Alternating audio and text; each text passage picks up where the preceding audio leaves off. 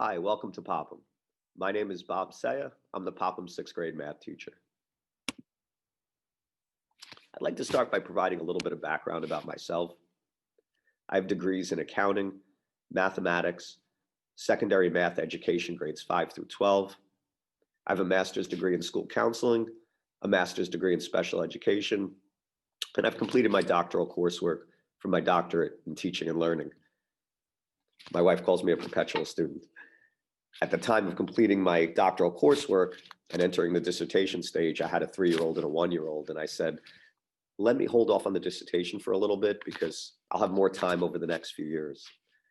What I learned is you don't have more time and things don't get any easier as you go along. So at this point, I am ABD, all but dissertation. From an experience level, I have 22 years of overall middle school experience, and this is currently my 20th year as the Popham sixth grade math teacher. The years go very fast. From a personal note, I have 2 children of my own, 2 boys, one in 9th grade and one in 7th grade. So I have an understanding of the middle school student clearly from a teaching perspective, but I also have it as a parent as well. Goals. First and foremost, I want every student to feel good about himself or herself when they enter the math classroom. I want to instill in them the feeling of self-efficacy, this belief that he or she can succeed in math. It's my view that this self-efficacy, this self-esteem is a necessary prerequisite for optimal math learning to take place. Math anxiety is a real thing. My goal is to see it at its onset and extinguish it at its onset. And this building of self-esteem and self-efficacy within the student greatly insulates from any of that math anxiety. I want to challenge students. I want them challenged to a very, very high level. If the student is achieving here, I want them challenged to here. If they're achieving here, I want them challenged to here. So students will be challenged by me this year. It's a part of learning. It's where the most learning takes place. It might appear as if my first 2 goals are mutually exclusive of one another and independent from one another, and perhaps maybe even in conflict with one another, but it's actually not the case.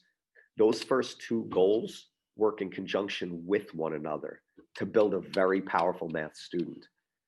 As students are challenged, and as they're supported through those challenges, and as they begin to see success and see that they're achieving those challenges, they then develop this self-efficacy, this belief that they can do the math and they can solve these difficult questions that aren't able to have quick answers that are obvious and seen early. And once they start building that self-efficacy, they then go and seek out extra challenges. So these 2 goals actually work very nicely together and help to develop a very powerful math student. Engaging. Sometimes people have view of math as being a rote, mechanical, boring subject where you just try to get one answer. I want to dispel that. Math is fun. Math is exciting. Math is interesting. Math is amazing. I want students to see that. I want to unlock that power of math and the excitement over math. And part of that is just letting students and enabling them to see the power of math and see how interesting it is and see how fun it is. So in my view, my job isn't necessarily to just teach math to the students. I want them to like math and I want them to enjoy math. That's where the pursuit of math careers may come in down the road, or the pursuit of higher level math courses, and even just their overall demeanor within the K through 12 math system. I want them enjoying their math. And in my view, that's a big role that I have. And I want all students to be Jets and Mets fans. Students often say, I like the bad teams in New York. I guess that's the case. Class information, homework. My homework is basically given nightly. Estimate out of the 5-day school week, 4 nights of homework on estimate.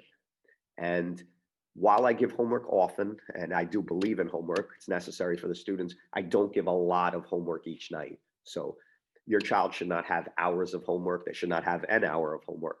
On average, the homework should be taking somewhere around 20 minutes, 15 to 25 is the typical range. So if you find your child spending hours of homework, I tell the students, once you pass a half hour, just shut down and you can come in the next day and just we'll work through it. And I'll help you. There's probably something that they're just not quite understanding, but I don't want them spending hours each night on the homework. It should take somewhere between 15 to 25 minutes with a 20-minute average. Classwork. Within class, there'll be whole group instruction, learning new material. There will be practice with material. There will be activities with the material they've learned. So the classwork varies greatly. I do have the students live streaming in right now when they are at the at-home cohort, so just be aware of that. Any cohort that's at home should go on to my Schoology at 8 a.m. That's how they're instructed. 8 a.m. in the morning, check my Schoology for what it says. And for the most part, except for in rare cases where I may not see it appropriate based on what I'm doing within the class that day, but for the most part, students will be live streaming when they are in the at-home cohort. And it's very important that the students check the Schoology at 8 a.m. just so they have instructions on what's coming that day and they can be prepared when they do come on for the live stream. Quizzes, students will have quizzes every 2 weeks on average. There'll be a quiz. The quizzes are basically designed with core concepts, then some application piece, and then the challenge piece. So the quizzes are not easy. They're not designed to be easy. If students are getting all hundreds on my quizzes, then I'm not doing my job. So students will be challenged on my quizzes, but again, they'll be supported through those challenges. There will be some questions on the quizzes that ask students to take what they know and apply it in a new way, maybe a way that they haven't quite seen before, but that they have the skills to do. So you'll see very clearly my philosophy on teaching within my actual quizzes as you see the progression from the beginning till the very end. The role of struggle. Struggle is a part of learning. It is. It's probably where the most learning takes place in math. What I find is the students who tend to have the greatest difficulty, those students are the ones who fight the struggle. So what I'm going to ask from the parent side is to let the struggle happen, and it's okay. There'll be some topics I tell the students that'll be a little more difficult for them. Within a topic, there'll be certain components that might be a little bit more difficult with them. For them, they may get some questions wrong on the homework here and there. They may get questions wrong on the quizzes. They will, and that's okay. So I really emphasize to the students to allow yourself to struggle. There are going to be many times during the class when I'm giving challenge questions where they're working on based on the core topic that we're doing that do not have a quick, obvious answer. And they have to fight through those questions and I call it get dirty and play around with them and try different things and, see and adjust their strategies. So it's that part of math that I think is the most powerful. And it's important that they have permission to struggle in those moments. So I'll tell the students, I'll say, I don't expect anybody to be able to get this question right now within the next 20 minutes. Let's see, go for it. Let's see what you can do. And it's powerful this year to see the students diving in on my challenge questions and really, putting themselves in there and willing to try different things. But the role of struggle is an important part of math. And it should be encouraged instead of discouraged. Obviously, there's a point of struggle that goes to where students might need some extra help, where they can see me for my office hours if they're really having trouble understanding a core concept. But in the problem-solving role itself, the role of struggle is very powerful, and it's an important part of learning. Class highlights. Problem solving. I mentioned problem solving. It is my class. My class is problem solving. If people ask me what I teach problem solving.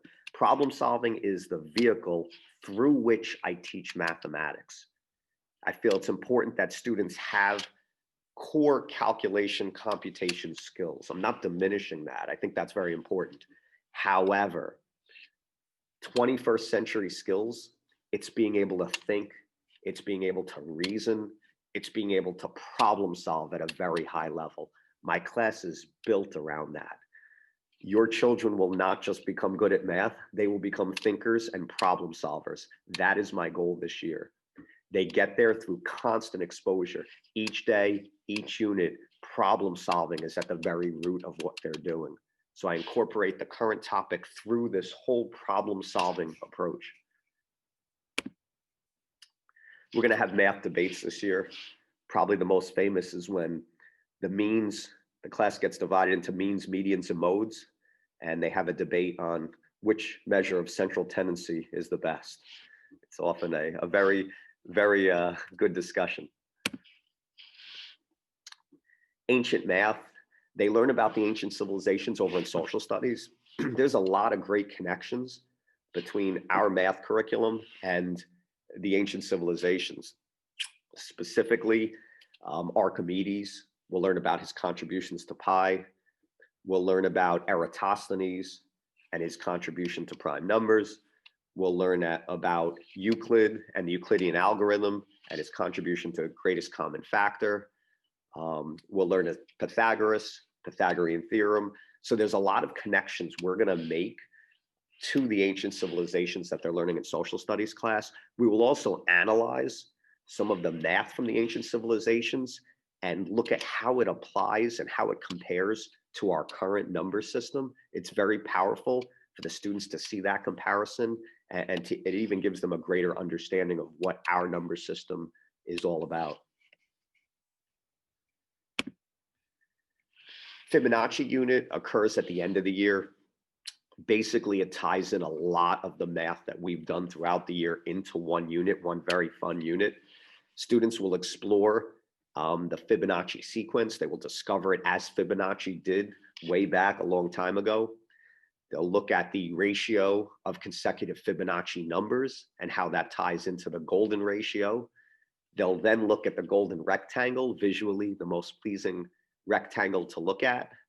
And then we will go out in the courtyard. There's a courtyard in between Popham and Fountain House. And we will go out into that courtyard, which probably about 16 years ago, I was on the committee to design. And there's tons of golden rectangles embedded and built into that courtyard to make it visually the most pleasing possible courtyard. So the students will really understand the concept of the golden ratio, golden rectangle, and its visually pleasing nature. And they're going to see many applications of that visually pleasing golden rectangle in their normal lives. Usually they're fascinated when we get into the application piece, because they just haven't been aware of what's around them up until this point. So that's a unit at the end of the year, and it does tie in a lot of our math, ties in ratio, ties in proportion. We tie in percents into that unit. We tie in decimals. So a lot comes into that unit at the end of the year. Class highlights. Pi Day is always a big day. On Pi Day, students will discover pi through a hands-on activity. They will also do some fun activities with pi. They'll do an activity called Buffon's Needle, which is a fascinating application of pi, involving dropping a toothpick on a piece of paper and seeing the results. And we will have a nice pi reciting contest where students will memorize digits of pi and will, if they choose, stand up and recite as many digits of pi as they possibly can. Normally at the live open house presentation, I recite these digits, but now I guess it wouldn't have the same effect because I could just be reading it off the screen. But I usually recite this number of digits. I've done it to the students before, just to show them how interesting it is when you hear somebody recite this many digits of pi.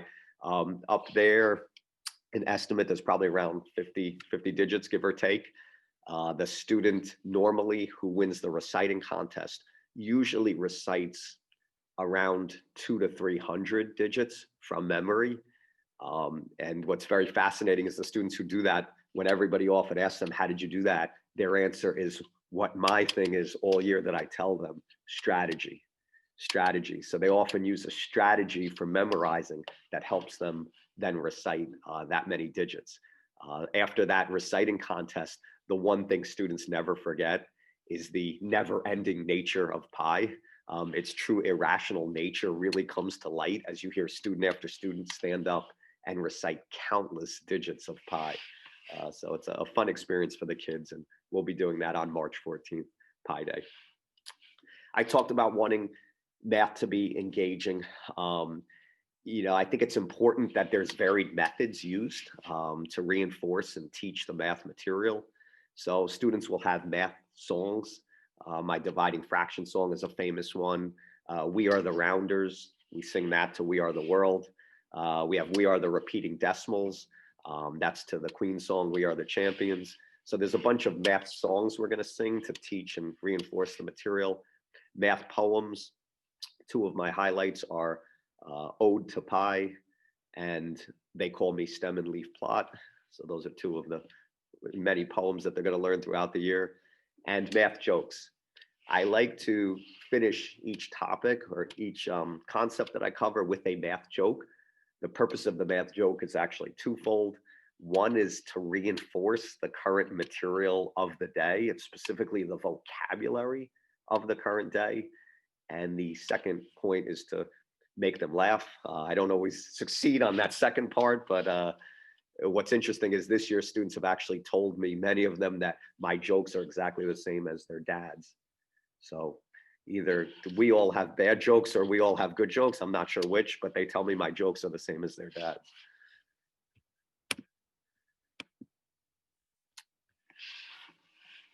I'd like to end with a quote. When I look for a quote, I try to pick a quote that I think really summarizes my teaching approach, my teaching philosophy. And this is the quote that stands out to me most for really reflecting my view of education and my view of my role as a math teacher. It is the supreme art of the teacher to awaken joy in creative expression and knowledge. Albert Einstein. I thank you very much.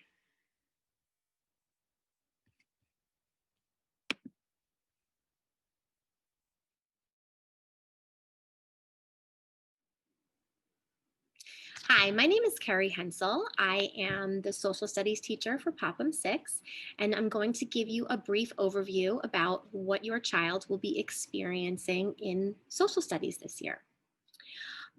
This is my 15th year as the Popham 6 social studies teacher, and as usual, I am impressed with this new group of sixth graders coming in, but more so perhaps in a normal year.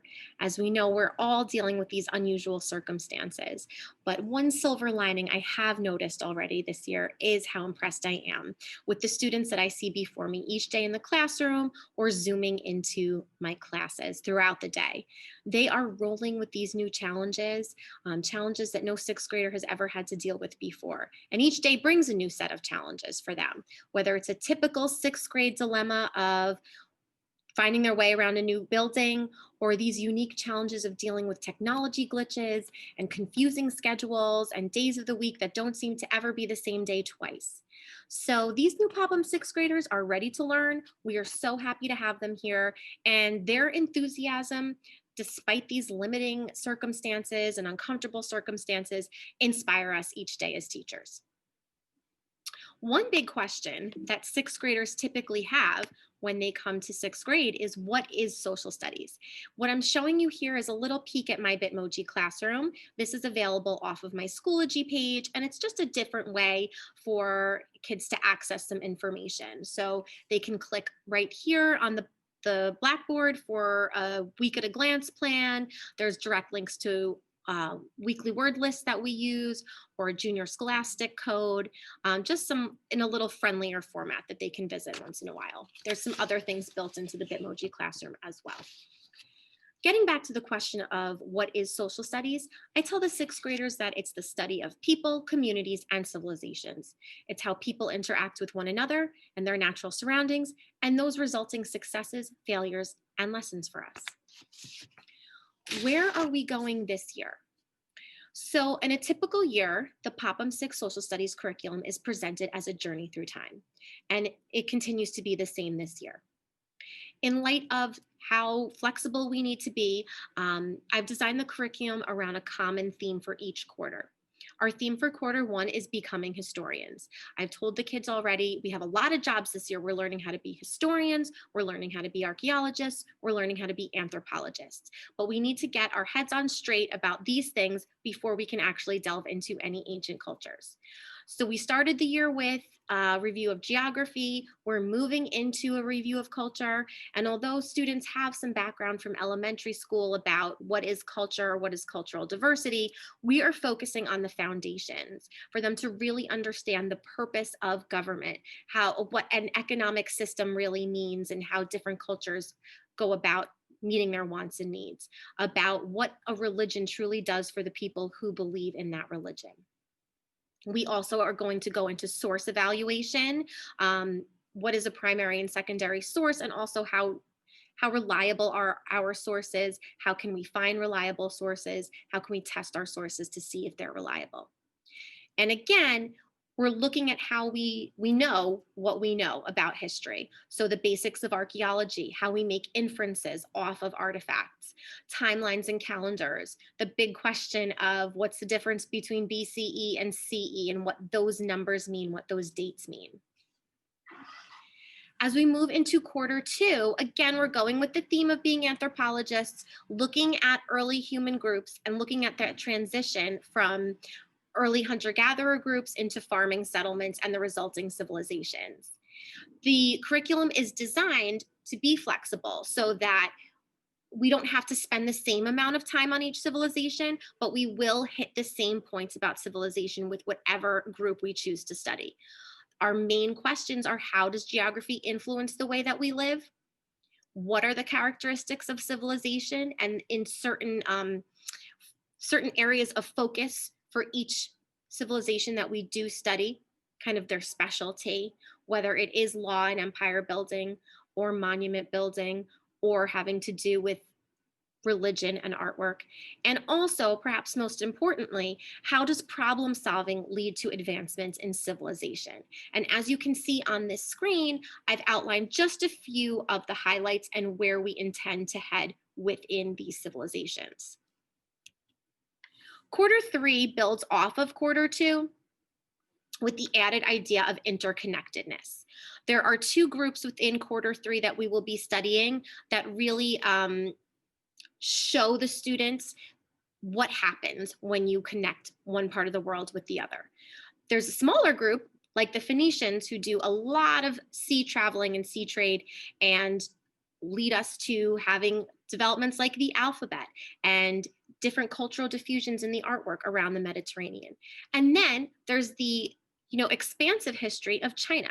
And within China, we study the dynasty cycle and how philosophies can result as a response to problems in society. And we will also look at the interconnectedness of East meets West with the Silk Road and the transfer of goods and ideas in there. As we do this, the students will look at different points of view in history. They will have research topics. Within these research projects is built-in choice of areas of research that they choose to go after and follow down, and they come up with their own research questions. When we get to quarter four, we will be focusing on what we call the classical civilizations and their legacy. So ancient Greece and Rome, which the students are usually most excited about and can't wait to get to all year. Again, these recurring questions throughout our curriculum: how does geography influence the way we live, the characteristics of a civilization? And then when we get to Greece and Rome, we do focus in on how do civilizations handle conflict. So we look at series of wars that the ancient Greeks were involved in. We look at how Rome built its empire and managed to incorporate lots of different cultures under one empire. That's where we're headed. Along the way, we keep up to date using Junior Scholastic. We've already been working quite extensively with Junior Scholastic and their election materials. This is all available on Schoology, but again, there's our class code, MAPMIX6599, if the kids want to ever access the articles online. Okay, and they're also given paper copies in class. We also look not only at modern politics, but articles like Was This Statue Stolen, where we look at kind of ethical dilemmas within the world of archaeology and museums. Class routines. So even though this year is unusual, there are class routines that remain the same. Every day in class, um, I take time, we go over our homework. I encourage the students to use their actual homework planner that maybe they ordered from school, or have a doc designated specifically to ongoing assignments, important dates, what's their homework. We practice those health and safety guidelines that we outlined extensively at the beginning of the year. A routine built into social studies class is the accumulation of weekly word flashcards. So again, amidst all this digital technology, they're actually making flashcards on index cards as a tangible way to increase their understanding. We also take time every day in class to review Schoology. So I may have the kids check in on their grade page, or I may have them, just make sure they are up to date and they understand what is written on my Schoology page and what that means for them. Here's just a little peek at the main page of my Schoology page. I try to keep the folders limited in number so it's not too confusing, but what will be there consistently is that reddish color folder for past assignments. Once the week is over, those assignments go in the past assignment week.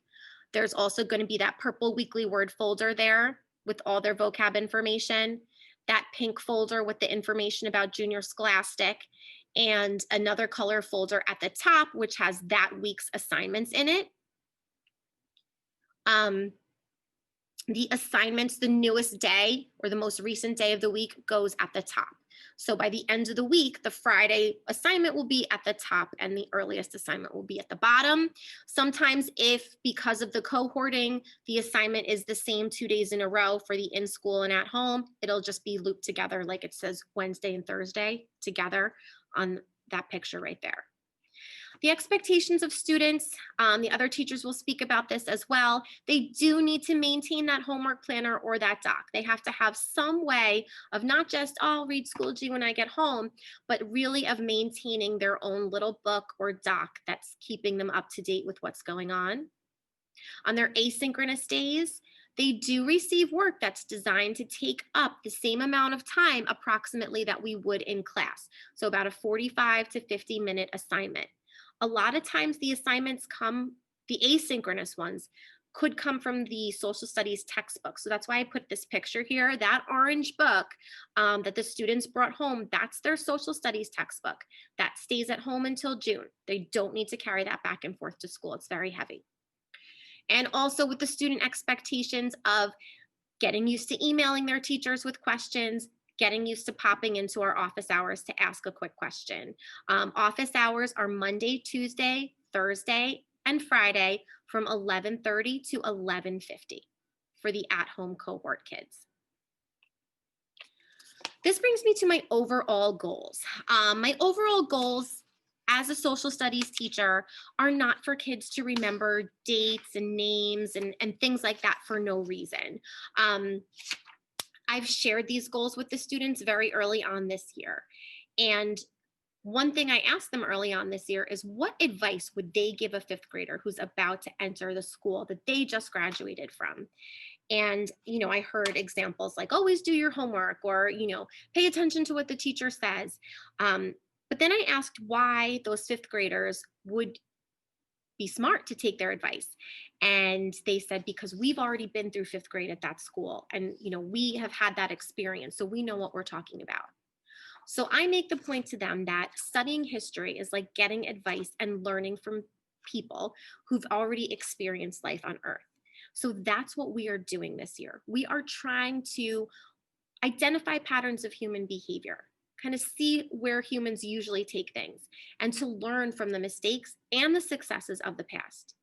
Then we can apply what we learn about the past to our studies of the modern world and the interactions of its people.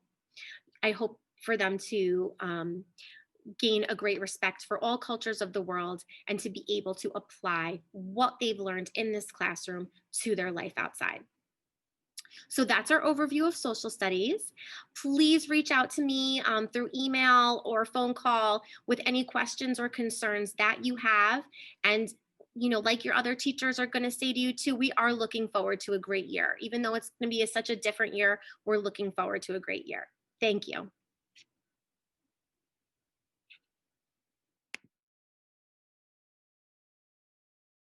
Hi, I'm Trent DeBerry, and I'm your child's English teacher.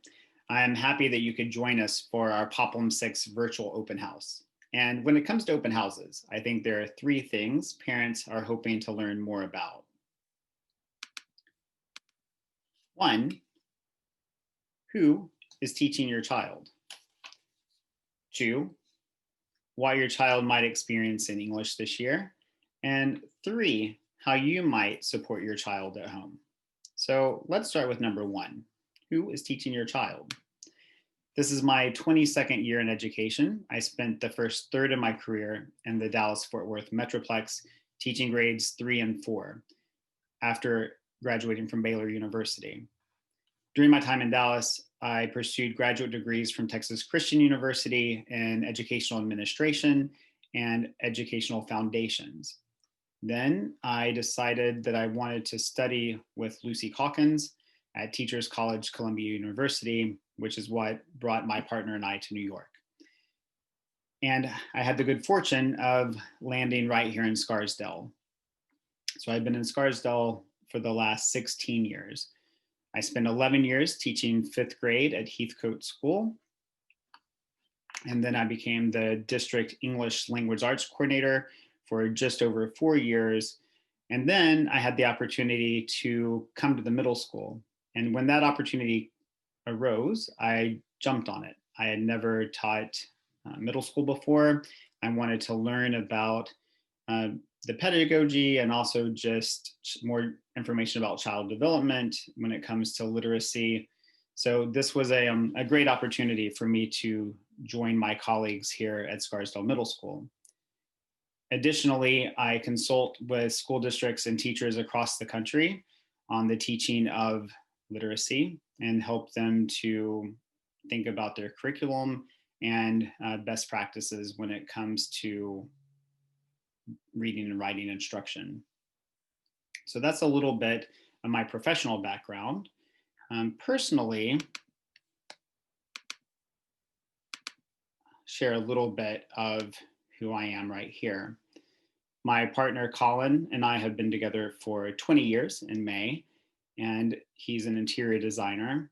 And then my mom and dad are still in Texas. I grew up just outside of Austin, so we get to see them as much as possible. Of course, the last many months have been very trying to be able to travel and to see them, but hopefully soon.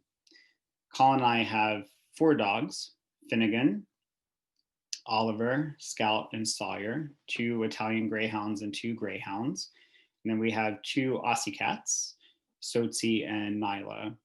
And we love old houses. So about a year ago, we bought our 4th old house. It's a 300-year-old Connecticut farmhouse that we've been renovating just over the last year. Of course, hanging out with friends and traveling, a lot of time in the pool this summer. So that's a few little tidbits about my personal life. Like I said, we're kind of biting at the bit to be able to travel again. So hopefully that will happen very soon.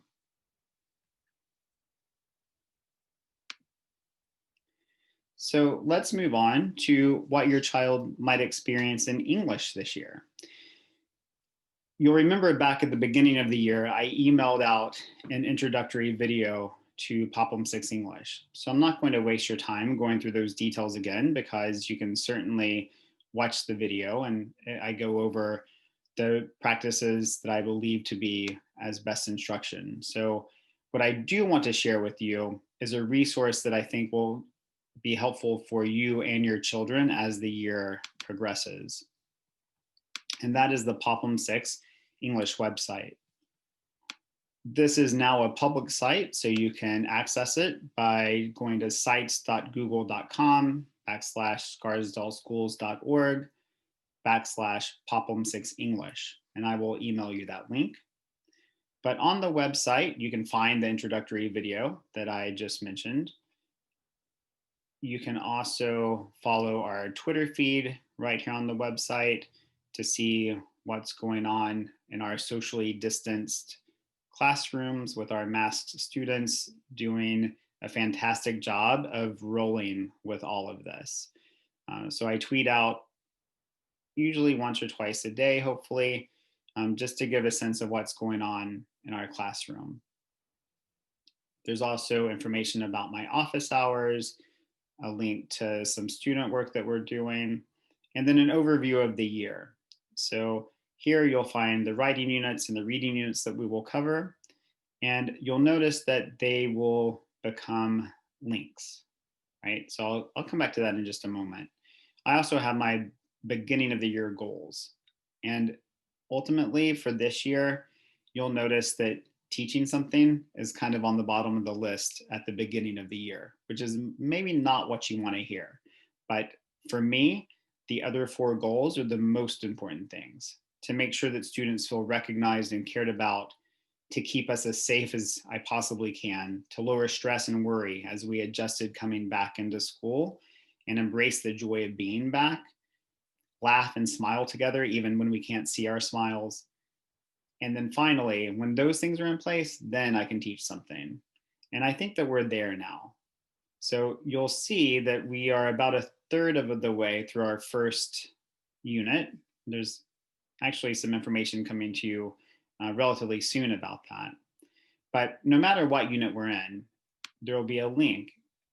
This one will take you straight to the reading workshop page, where you will find links to all of the lessons that have been taught so far. So this is just another spot where you and your students have access to what's happening in the classroom. The calendar on this page is linked straight to the Schoology page. So the Schoology assignments are easy links right here when it comes up.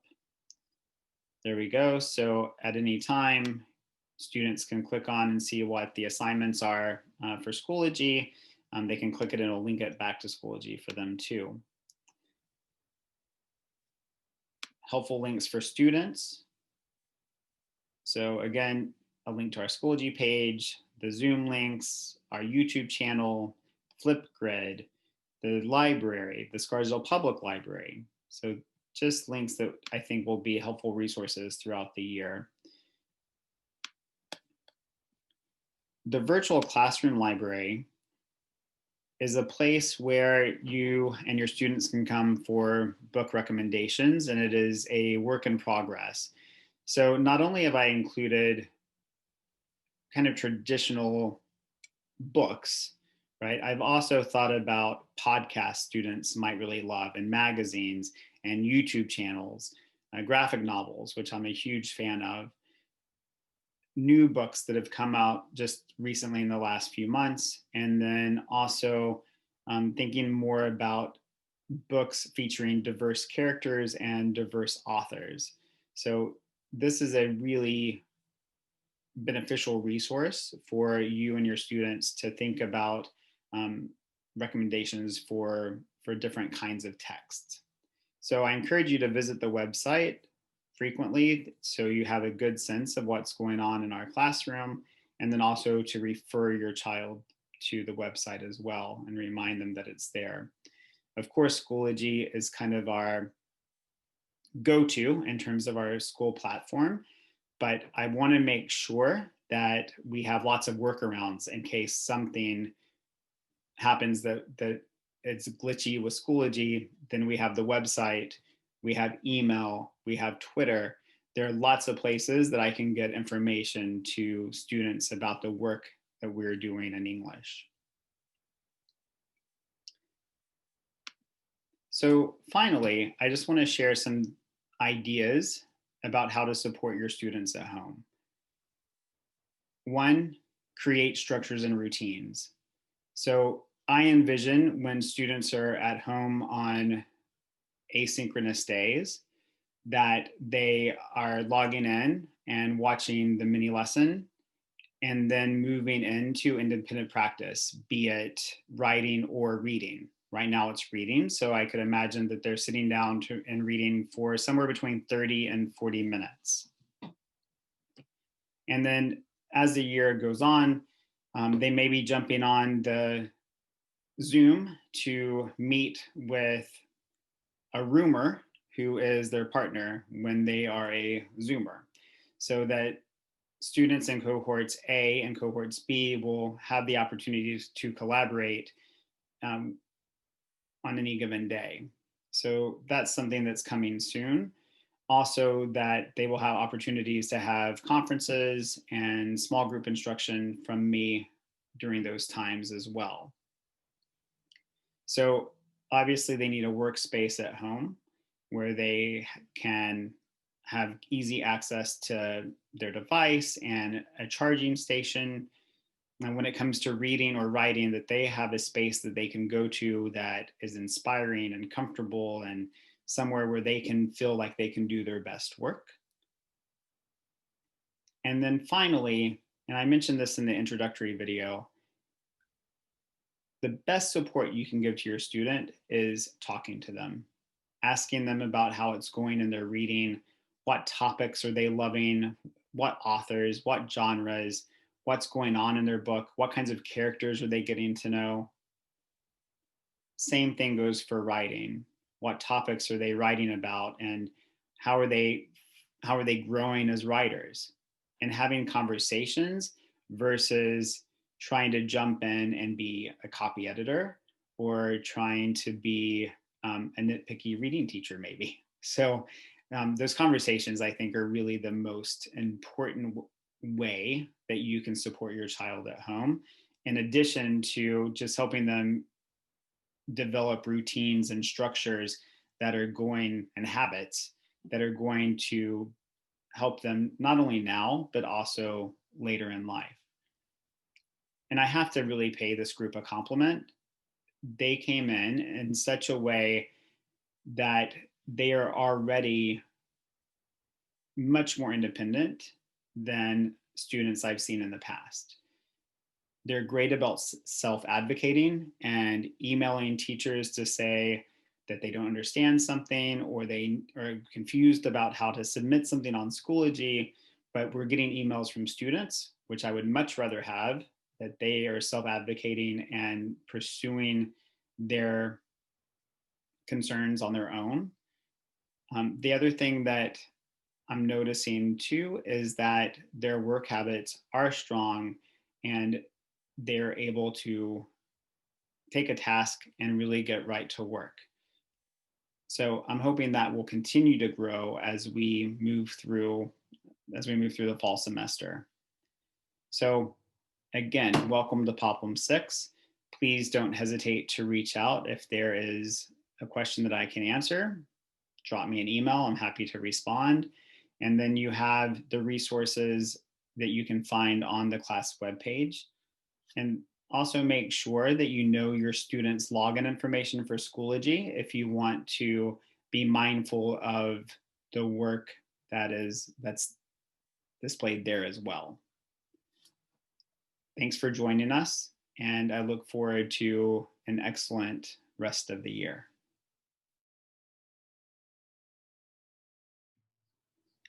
Hello, I'm Dr. Browne, and I'll be walking you through the Popham 6 science experience. So first of all, I wanted to congratulate you. You are now part of this experience because you'll be going through it just as much as your students will. So my name is Dr. Browne. I've been a member of the Popham 6 team for over 17 years, and I'm thrilled and privileged to spend another year, albeit a very unique one, with this team and with your children. So very briefly, these are the things I'll be overviewing with you this evening. I'm going to go through the units of study so you're aware of what's coming up, what your child will be learning, the technology requirements this year, and my science class expectations. So first of all, our 6th grade units of study. Although this is a hybrid year and it has a very different look and feel from our past curriculum, I wanted to assure you that the pedagogy will be just as rich, challenging, and interactive. In Q1, we've been looking at scientific inquiry already, and we'll be finishing up with our scientific measurements. In Q2, we're going to look into our ecological exploration, so we'll be both indoors and outdoors, looking at the ecology of the world around us. In Q3, we get energetic with energy, so we'll be looking at energy both in an environmental and a physical form. And finally, in Q4, we get into physics. So we'll be looking at physical phenomenon, and students will be exploring it in a very hands-on and unique way this year.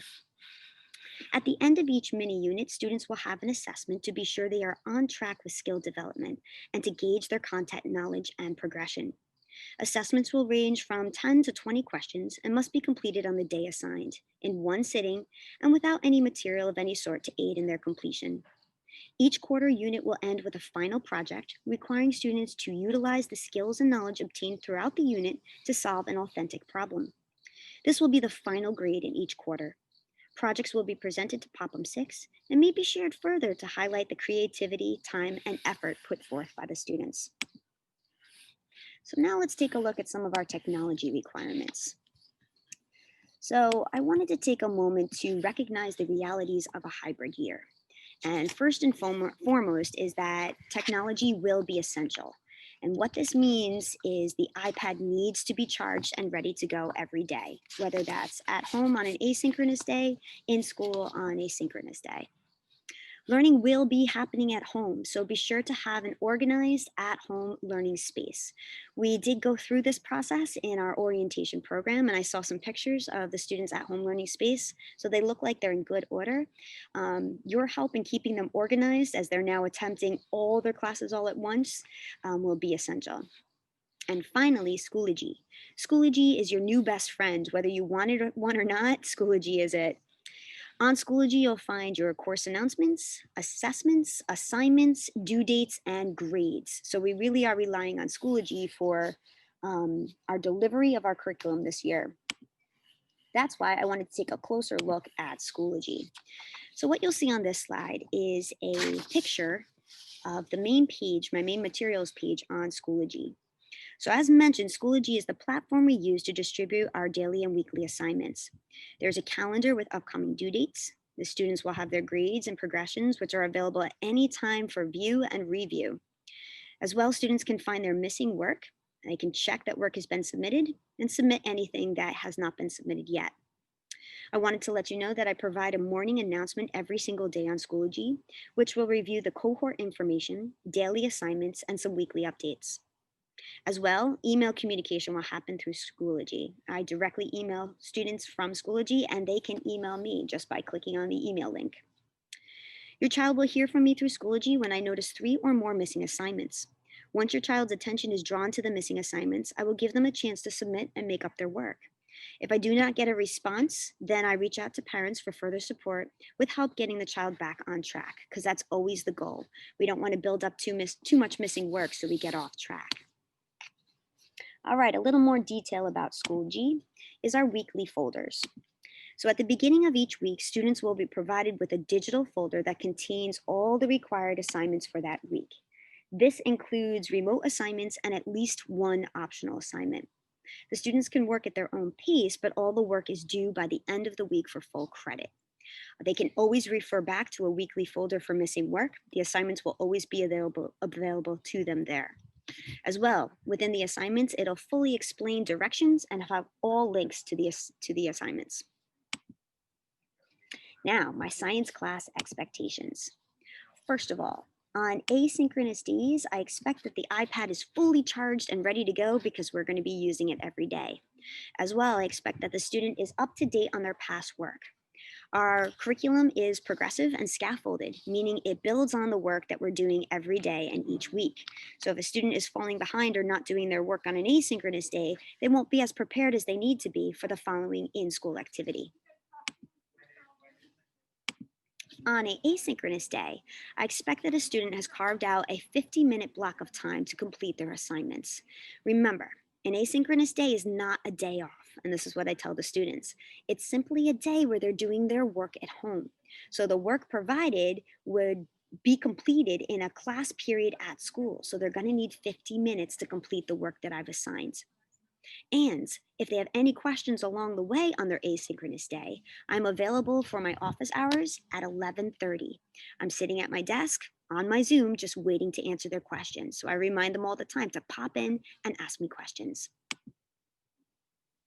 Now, you can also expect science work to happen every single day. They will have assignments every day. They will have things due every day. Science work is submitted within every week, and it includes daily assignments, remote assignments, and optional assignments. If you don't see any science work being done, they're missing things. So they need to contact me right away because there are assignments for every single day. Finally, I wanted to tell you what it is like for a day in science class so you know our routine and what's happening in school. We begin our class by checking the Schoology page. We review all the past assignments and the upcoming assignments for that week. That way I can be sure we're all on the same page and we're aware of what's coming up and the due dates. Then there's open time for questions and clarifications. So students can ask me anything that they were confused about, any direction clarification, or any due dates they were unaware of or unsure of. Finally, we get into our lesson. There's a prior knowledge check where we record a learning log. That's a virtual notebook we have, and we record our thoughts there. Then we dive into our new concept, which is discussions or presentations. And then finally, a demonstration or application. Students then begin their initial application of the concept or skill, and they continue that work at home and then the next day in class. We have a wrap up, a review, and then the class is over for the day. This way you have a sense of what a student is getting in class. So they're never not aware of what's coming up, and they're always aware of the due dates because it's the first thing we do in class every day. As well, they're given the opportunity to clarify or ask me questions. So that being said, I hope you have a little idea of what's going on in science class in Popham House. If you have any questions, further concerns, any clarifications, you can contact me anytime via email. And if you prefer a phone call, you can email me and we can arrange a phone call, or you can call Popham office and we can arrange a phone call that way. But thank you so much for your time, and I look forward to learning 6th grade science with you this year.